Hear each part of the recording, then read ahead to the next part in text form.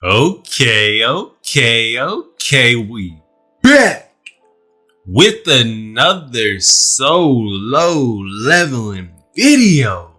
And in today's video, I got something special for y'all today. I got chapter 138 of solo leveling, okay? Now, like I tell you guys all the time, no panels.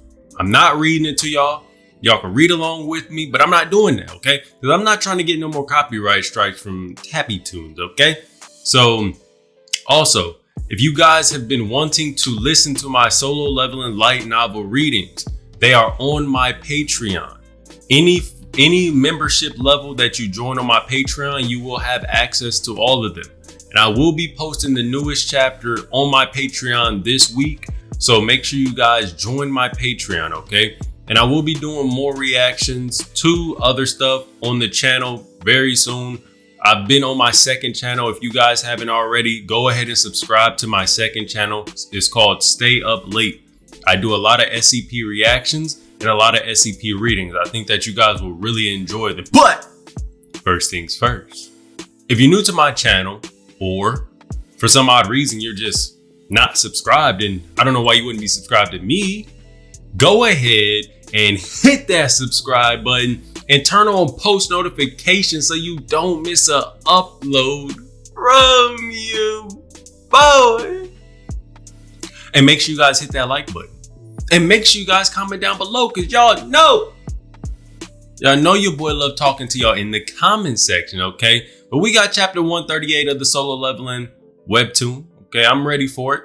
Remember in the last chapter, our boy, he ran into the Sovereign of Giants. Okay, so we're gonna see what he does with the Sovereign of Giants. You know, he wanted to have a conversation with him. The Sovereign of Giants wanted Jinwoo to help him. Let's see what Jinwoo's gonna do.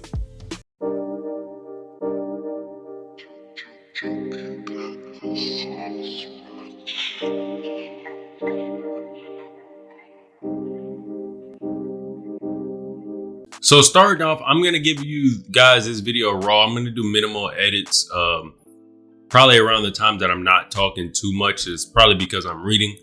But starting off, we see that they're still in the conversation, Jinwoo and the Sovereign of Giants. The Sovereign of Giant was telling Jinwoo that the rulers are the ones that's bringing the monsters. And Jinwoo wanted to know why. Why do the monsters keep coming to Earth and attacking us? Because obviously Jinwoo doesn't know anything. And he's like, yo, we're tired of this. Like, if y'all keep sending these at us, then that means you guys are against us. But Jinwoo doesn't really know the story. So right here, we finally learn why the monsters are coming into the gates. And let me break this down for y'all, okay? So there's a war happening. We know it's a war between the monarchs and the rulers. But the thing is, the war is taking place on Earth. Now, the rulers know that Earth was obviously just filled with nothing but regular humans. So therefore, they would all die from the war. So out of the kindness of the rulers' hearts, they decided to inject gates into the Earth so that magical energy can flow through the Earth now. Okay, so the Earth could possibly have a chance to be able to withstand the war that's coming up against these great magical entities, okay? Because post the gates, the Earth would have been destroyed during the whole war. So at least we know that the gates that were there are to inject magic into the Earth and all of the things that live onto the Earth. So I don't think that it is really made to actually hurt the people. Granted, people die from the gates all the time, but that it is what it is. It's the only thing that they can do in order to help out the actual Earth and all the humans on the Earth. So far, this is actually a really good chapter.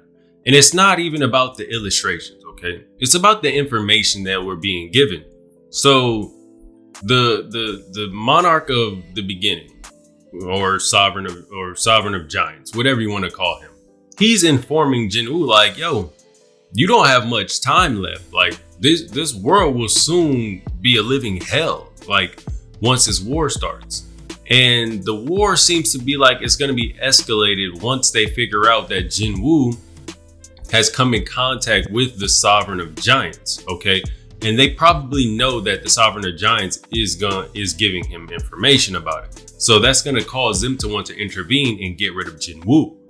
Because basically, once the war begins, so many humans are going to die, so many animals, different species, so many of a lot of things. And we did also learn that the monsters or creatures, they are creatures that were captured by the rulers. So they're not actually, obviously they were at one point a part of the army of the monarchs or sovereigns, but they were captured by the rulers so they can be put into gates for humans to get stronger. And I really like how he explained how the only way to get creatures to become stronger or a world to become stronger is by pumping magical energy from creatures that have magic already, which they use for like the stones, the orbs that they have, things like that. And they imbue them into our known materials in order to make magic materials. So I like how the Sovereign of Giant actually explained that to Jinwoo. It was really thorough. So the interesting thing right here is that the Sovereign lets Jinwoo know that now he's currently an enemy of the rulers and he's an enemy of the monarchs, which, you know, we take that with a grain of salt as far as the rulers, because we really don't know. We know that he's an enemy of the monarchs already because seeing that, you know, they had their little conversation. However, the Sovereign of Giant is telling Jinwoo that he's going to be on his side. Okay, and remember, they're in a special technique right now that allows both parties to not lie. So he's basically saying that, you know, I'm going to be on your side. So he's telling the truth. Okay, but Jinwoo is a little bit skeptical. You know, Jinwoo is really smart. So he's pretty much saying that instead of me just worrying about if you are lying or not, or if you'll betray me or not, how about I just turn you into a shadow soldier? And at that moment, the Sovereign of Giants looked at Jinwoo and he really felt like he was Ashborn himself. But then again, he let him know that, you know, monarchs are not able to be turned into shadows because they have spiritual bodies. So if they die, their body completely disintegrates. That's why Ashborn couldn't turn Demon King Baran or Sovereign of White Frost. He couldn't turn him into his shadow. He just died after he killed him. Even though we've seen Jinwoo kill him also, but that wasn't actually him. Okay, it was something that was made by the system in order to be a copy of Baran, because Baran has already died. So that's another interesting thing right there, because Jinwoo really picked up quick on the Sovereign of Giants stating that he's going to help him. So something really quick that Jinwoo just went through. And Jinwoo is very smart. And here's the difference between the light novel and the webtoon version of this. So in the webtoon, you know, Jinwoo just now was asking him, are you on the side of humanity? And the Sovereign of Giants couldn't answer because of the technique that they're in, where he has to be completely honest.